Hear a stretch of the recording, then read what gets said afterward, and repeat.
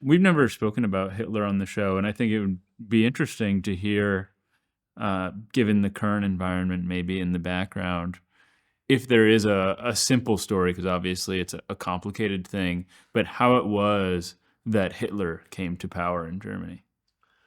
Yeah, I'll be glad to give you a thumbnail overview of it. But let me start by telling you I think it is immediately applicable to the United States. And the way I tell you the story, I think you'll see how that works. If not, I'll make it explicit. We can do both. Yes. The German, think of it this way. In the 19th century, the dominant player in the global economy was Britain. It is the century of the British Empire, of whom it was said, the sun never sets on the British Empire, because wherever the sun is going down, there's Britain, and wherever it's coming up, there's another part of Britain, right? India was the great gem, but British Empire included parts of Latin America, large parts of Africa, large parts of Asia, and so forth. Not to speak of Australia, New Zealand, South Africa, and all the rest of it. But there were two up-and-coming challengers to the British Empire across the 19th century. One was the United States, the ex-colony of Britain, and the other one was Germany. These two countries were capitalists, understood that Britain was the one to beat if you're going to make it. I don't think either of them aspired to replace the British Empire, but the thought crossed their mind, and it was a delicious thought. You have the United States, the Monroe Doctrine. We're going to take over Latin America is ours. Whoa, wow. Colonial dreams. Like taking Greenland, say, or Panama, or making Canada the 51st state, that sort of thing. And Germany had a notion of it really being a challenger to Britain. The German word Reich, das Reich in German, is empire in English, roughly. Hitler was going to create the Third Reich. That's what he called his project. They had had two earlier Reichs, the empire.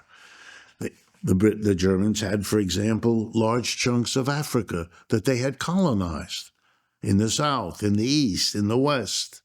They had a piece of China. They had colonies in Asia and so forth.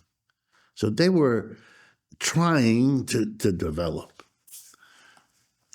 In Germany, they were mostly successful, as they were in the United States. They not only grew dramatically, but Germany wasn't really a country until the second half of the 19th century. Before that, it was broken up into little principalities. So the United States had a bit of an edge because it was one country from Atlantic to Pacific, pretty much by the middle of the 19th century. The big thing that hampered the United States was the Civil War. The big thing that hampered the Germans was the unification, which is lots of little wars with France, with Denmark, and the different pulling together under a charismatic leader, Bismarck by name in Germany. But with the end of the Civil War, the 1860s, and by around roughly that time, a little later in Europe, you had these two powers had come together and were independent, had solved their divisions, north-south with the United States, the defeat of the South, and in the case of Germany, the defeat of those who opposed German unification, chief of which were the French. And they were defeated. In 1870, they were defeated. And I believe you and I have discussed it. The defeat by the Germans of the French opened a moment for the left to have an opportunity. That's the Paris Commune of 1871. Okay. In Germany, the experience here was spectacular. Instead of feeling to be way below the British were rich first. The British had the biggest empire. The British were the center of power. The world used the pound sterling as its currency, all of that. Germany always had an inferiority complex. So they went to work to develop quickly.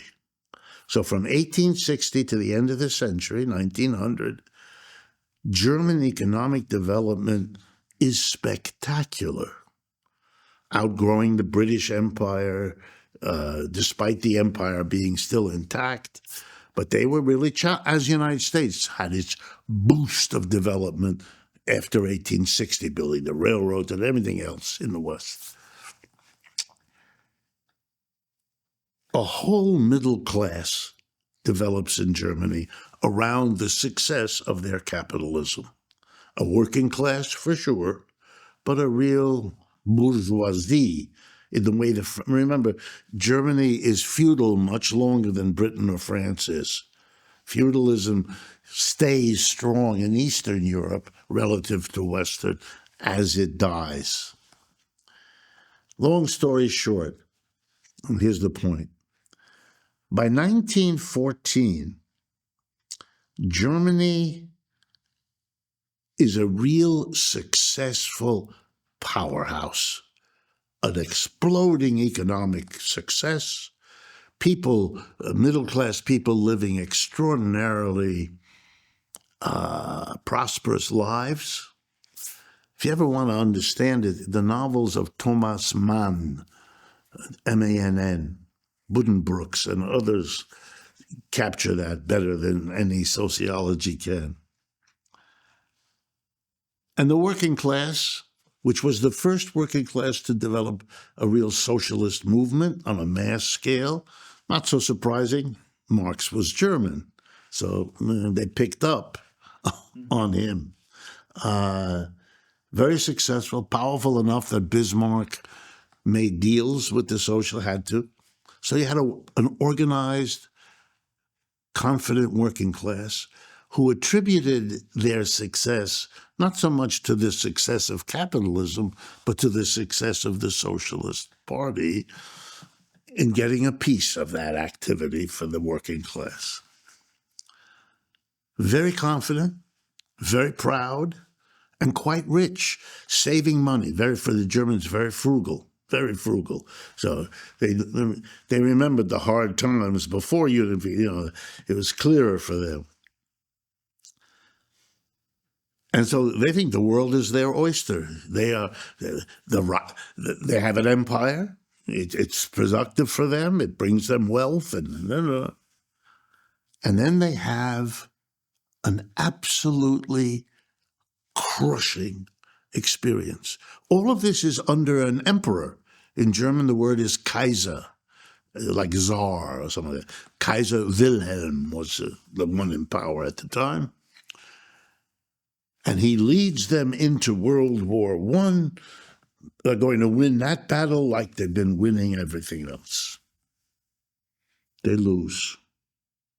World War I, horrific, the most devastating, destroying factories, railroads, everything, killing immense numbers of people in trench warfare, terribly destructive.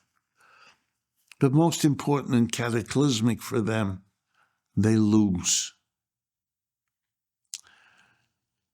And now, very quickly, a 1, 2, 3 punch. After the war, the Versailles Treaty, which ends World War I, imposes reparations on Germany. The winners are going to make the loser pay for the war. And so Germany is required to devote a huge portion of its resources not to build up Germany after the terrible war, but to pay back the French and the British. And the French and the British insist on being paid. Why? Because to fight World War I, They had borrowed from the United States. That's why the United States becomes the world power, right there. It funded the World War that crushed its enemies or its potential competitors, and consequently the United States becomes the power because no war was fought here, no World War One. No destruction. No destruction, relatively smaller number of people involved. World War II wasn't fought here either, except for Pearl Harbor. So you have it again. But before we get to that, here now comes the thing. So the Germans are, after World War I, utterly impoverished. If you want to get an idea of a society destroyed by this experience, then the thing you want to do is look at the painting, look at the literature, look at well, two names I'll give. George Gross, if you're at all familiar with the paintings of George Gross, that's painting Germany in the 1920s after the loss of World War I. The country's flooded with wounded soldiers. Is this degenerate art? Yeah. And the greatest theater producer probably in the whole century, Bertolt Brecht, writing in Berlin in the aftermath of this horrible, horrible war. Okay, they can't recover because they're funding the British and the French, who are using the money to repay the Americans. It's destroying what's left of Germany. The shock of the war, then the shock of losing the war, now the shock of being unable to recover. Where does it lead? It culminates the war is over in 1918. In 1923, 5 years later, Germany experiences the worst inflation in modern human history.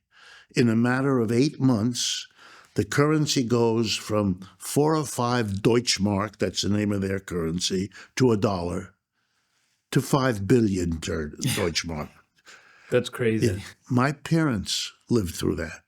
My mother told me stories in which her parents, she lived in Berlin, her father would run home from his job at noon, grab a sandwich prepared by my grandmother, my mother's mother, because he would give her a little bag full of banknotes of money and then run back to his job. She would run to the market to spend the money because if she waited till the evening, the money wouldn't be worth anything anymore. Yeah. And we think we've got it bad now.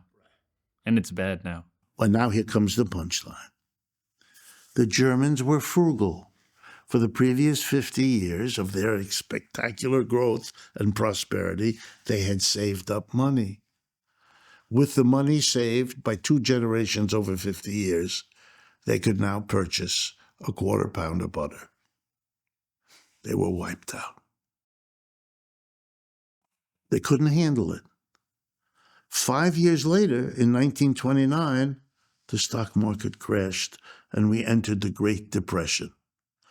That means you hammered the German working class with a war, a loss of the war, the worst inflation ever, and the worst depression in capitalism's history, all in a 12 or 13-year period. It was too much, and they went crazy. And the proof of it is they turned to a non-German, non-blue-eyed blonde, non-tall person from Austria and said, "You will save us." Adolf Hitler. When does he take power? January of 1933. Right after he collects the catastrophe. In the last 2 elections of 1932, before he takes office, the country split right down the middle. Half went to the old German middle-of-the-road political parties, and the other half split between the Socialist Party and the Communist Party. And the business community held a meeting, of which there are records, which I used in my writing. What are we going to do? Both sides denounced capitalism on the grounds it had brought war. It had been responsible for the reparation. That's why Hitler had to call his fascist party socialist. It's the National Socialist Party. He had to tap into anti-capitalism, otherwise he wouldn't have got to first base. Nazi, N-A-Z-I, that's the first four letters of the German word National, which simply means national. It's the National Socialist Party. So it's Nazi Party against the socialists and communists. And those were fights in the streets. They were fights at the ballot box. The business community realized the country's dissolving into two wings. We have to make a choice. And they went with Hitler. And they turned to Hindenburg, the president of Germany at the time, and told him, you have to invite Hitler to form a government. That's what they did. That's how it happened. Why is it similar? Now, here's the parallel. For the last 30 to 40 years in this country, there's been an income and wealth redistribution. Anybody who studies that, left-winger, right-winger, except for a few on the right, understand this. You can take a look at the Gini coefficient. You can take a look at all this status from the IRS and all the rest. We have moved wealth from the bottom and the middle in this country to the top. That's why even our candidates talk about the middle class is dying, the middle class is going. Yeah, that's right. The middle has fallen out, number one. Number two, you subjected them after this kind of a thing to a pandemic, which really shook them up, an inflation, which shook them up, still shakes them up, and a serious diminution in your position in the world. You have, over the last 30 to 40 years, you lost the war in Vietnam, you lost the war in Afghanistan, you lost the war in Iraq, and you are losing the war in Ukraine. Too many things are happening. And the working class is hit in too many ways. It's upset, it's angry, it doesn't see a way out. That's a description of the German working class. That's why it went with Hitler. Enough, not all of it by a long shot, but enough of it to give him the chance to get rid of all of his enemies and reshape Germany. That ought to strike a chord. This morning's headline, 28th March 2025, the headline when I opened my news was that President Trump has appointed Vice President Vance to remove from the Smithsonian Institute the anti-American improper ideology. What the hell is that? What is that? You know what the first thing that comes to my mind? In the 1950s here in America, we had something called the Un-American Activities Committee in the House of Representatives that hounded people out of their jobs and their positions because they held views that a collection of congressmen, many from the South, held to be un-American. Now, we've come to regret that. That's McCarthyism, but that's what they did. By the way, among the people who left the United States because they were hounded by this committee for their ideas were Bertolt Brecht, Charlie Chaplin. I could go on. That's one of the reasons we came, I thought, to understand what an aberrant, horrible period this was. We understood nothing. We're just doing it again. Will the outcome be the same? I don't know. Maybe they'll win this time. Maybe we won't have what happened in the 50s. We'll have what happened in Germany in the 30s. But the story in Germany of a working class that was shocked The American working class was told that America was the king of the hill, which coming out of World War II, we were, and that this was just, it was the way it was, American exceptionalism, the uniqueness, God loves us, whatever the form in which you celebrated it. But nobody here was prepared that it would come to an end. That for the first time in a century, we actually have an economic competitor called China. We never had that. Russia, I think I told you this before, Russia was never, Soviet Union was not an economic competitor. It was way too poor, way too small. Even today, the American GDP is $28, $29 trillion. Russian GDP, $3 trillion. This is David and Goliath, but David minus the slingshot. What? They have military, they have nuclear weapon. I shouldn't say minus the slingshot. Here's a slingshot, but it's still David with a slingshot. China's 18 or 19 trillion. That's a serious competitor. The two together, now you're talking, and they understand it, and so do the folks here. But not the American people. They must be kept innocent of all of this, except when they leak their materials to the Atlantic magazine.